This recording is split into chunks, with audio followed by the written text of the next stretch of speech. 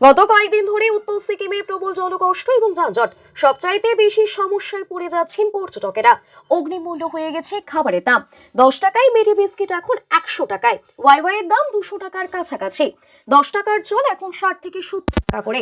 এদিকে যানজটের কারণে পর্যটকেরা ফিরতে পারছেন না, অন্যদিকে খাবার জিনিস কিনতে হচ্ছে প্রায় 5 গুণ বেশি দামে। পর্যটকরা অনেকেই জানিয়েছেন ফেরবার ইচ্ছে থাকলেও তারা ফিরতে পারছে না, মূল কারণ যানজট। এনজিপি স্টেশনে পৌঁছবেন কখন জানা নেই তাদের। এমনটাই যানজট হচ্ছে যে 3 থেকে 3.5 ঘন্টার উপর দাঁড়িয়ে থাকতে হচ্ছে। শেষ পর্যন্ত যাত্রাপথ পিছিয়ে দিতে বাধ্য হচ্ছে পর্যটকরা।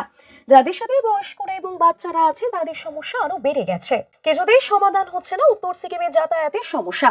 আগে থেকে জেনে যাওয়ায় অনেক পর্যটক সিকিমে বেড়ানোর পরিকল্পনা বাতিল করে দিতে বাধ্য হচ্ছেন। ফলে বিপুল ক্ষতির সম্মুখীন হতে হচ্ছে পর্যটকদের, অবশ্যই হোটেলের মালিকদের। কবে বিপর্যয় কাটিয়ে উঠবে সিকিম এটা এখনো বলতে পারছে না পর্যটকরা। তবে জানা গেছে বৃষ্টি আরো কয়েকদিন থাকবে সিকিমে, সেই কারণে মনে করা হচ্ছে পরিস্থিতি স্বাভাবিক হতে আরো বেশ কয়েকদিন লেগে যাবে।